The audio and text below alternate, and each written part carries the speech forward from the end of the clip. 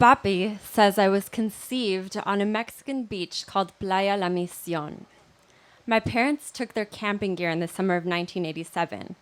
They pitched their tent on the marine sands, caught a squid, and cooked it over a campfire. Then they crawled into their tent and made me. That's why you're the outdoorsy one, Papi explains. Years later, I'm flipping through my mother's photo albums. I come across a picture of my mother sitting on a beach beside a large campfire. She's surrounded by darkness that emerges from the sea. The darkness has a flame-like quality of its own, leaping and slanting at my mother. I pull the picture out of its plastic covering and I turn it over. On the back, I read, Summer 1987, La Misión. I show the picture to my mother and I ask her my question. She nods. Moments after my father took this photograph, the two entered the tent behind her to mix the witch's brew of me. I search for myself in the sinister blackness lurching toward my mother from the direction of the sea. My parents met on my mother's first day in San Diego. She'd come from the island of Puerto Rico to work as a physician and got lost driving south on the Interstate 5. Suddenly, she saw a sign saying she was entering Mexico. Terrified, she swerved, barely making it onto the last U.S. exit. She pulled into a gas station and found my father there. He was tall and tan, with yellow eyes and ink-black hair. My mother asked him for directions. Papi was helping his parents establish a meat packaging business after a decade building ships. He was a self-made migrant from Mexico. Although he had no college degree, he intimidated my mother with his intelligence. He could make batteries, align brakes, fix broken pipes, start a fire from scratch. He'd amassed a collection of pliers, padlocks, screwdrivers, wrenches, and grips. He could recite the day's newspaper headlines. He retained full episodes of wildlife programming. His only perceivable faults? He smoked a pack of Marlboro Reds a day and occasionally snorted a line of cocaine. When my mother learned she was pregnant, she wanted to get married. Papi didn't believe in marriage. He told her he'd stomach a wedding only if they could have it in a small rural Mexican town called Unión de Guadalupe, where he had some family. They purchased plane tickets. Then, my mother got a life-changing phone call from a radiologist she'd met in medical school. The radiologist confessed he was in love with her and proposed going to Vegas to get hitched. It should have ended when my mother hung up on him. But Papi was recording my mother's phone calls. He had tapped her telephone line and, when she wasn't home, pressed play on his recording device. Today, when I asked my mother for the first clear sign of the man Papi would become, dressing up in tin foil, traveling around the world fleeing alleged CIA operatives, hearing voices in his head, she points to this incident and cries. Papi doesn't remember the content of the conversation he recorded. He just remembers going crazy with jealousy. He wondered if the baby in my mother's womb was even his. He followed her to work, watching her with binoculars. He paid a private investigator $2,000 to help spy on her.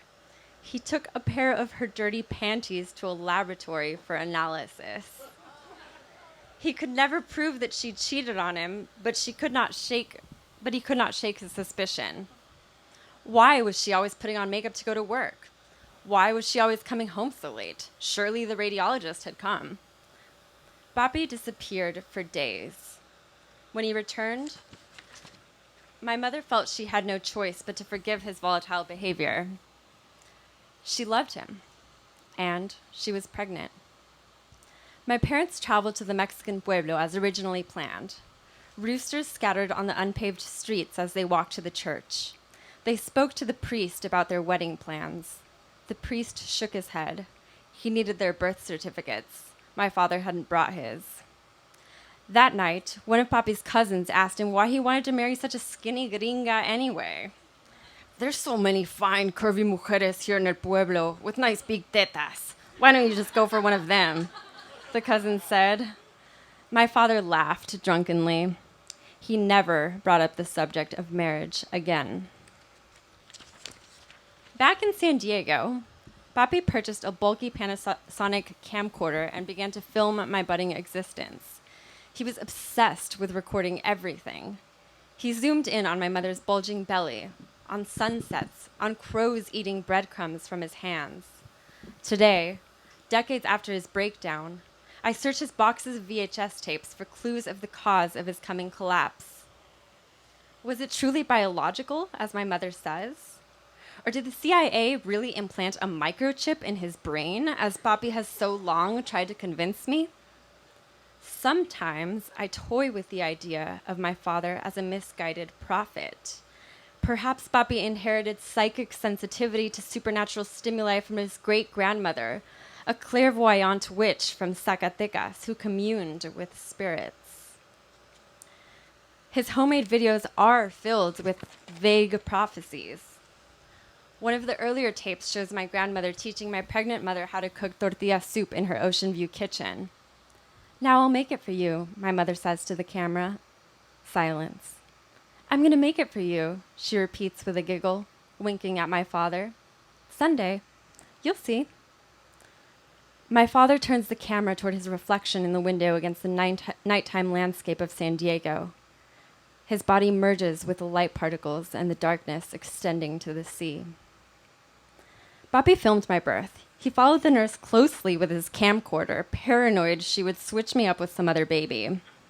I was pale and green-eyed, but from the moment I was born, he knew I was his. My left ear had an elfin protrusion at the tip, like his own.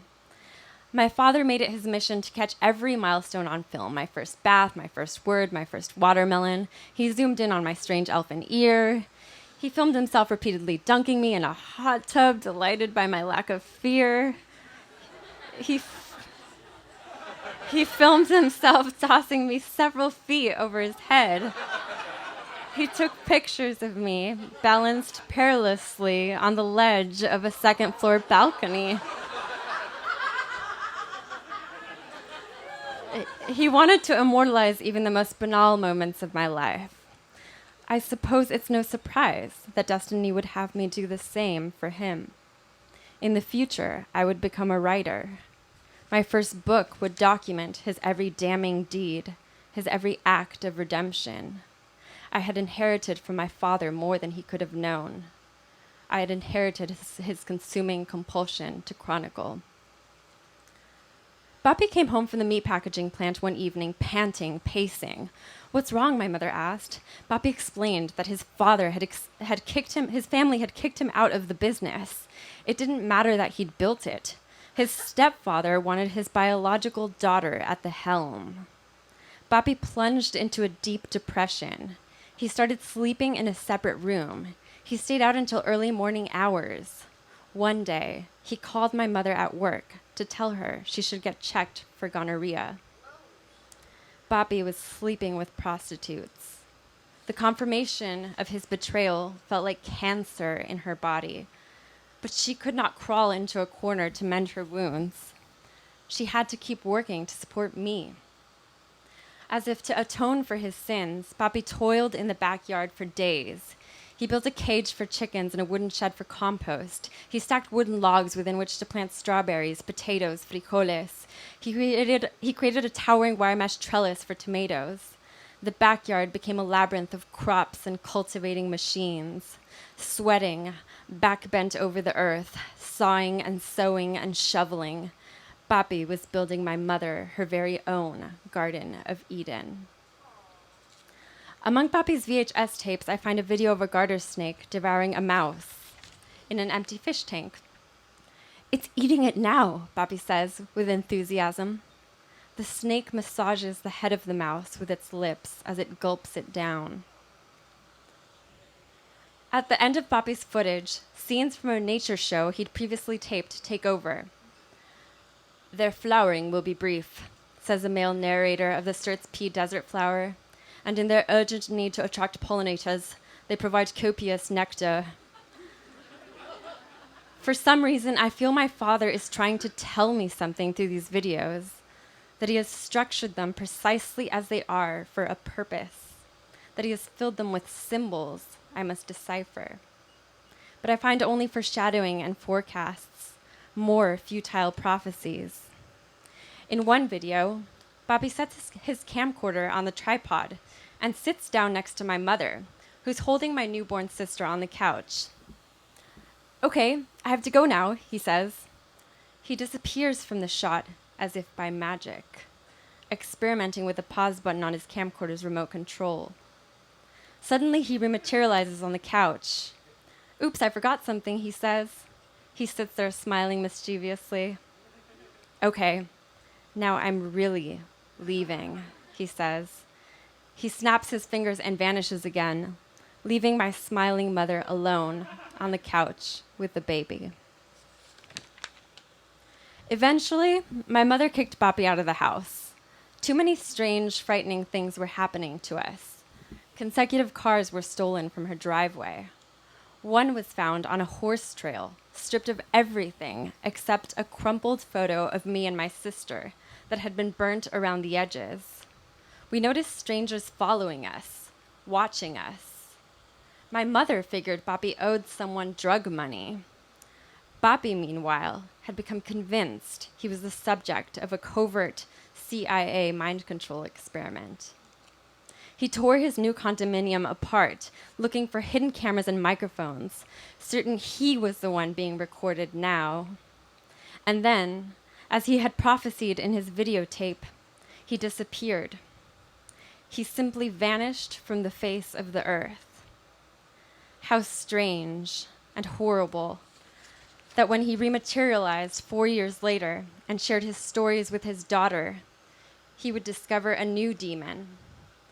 I had inherited his obsession to record. I had chosen to make him my subject.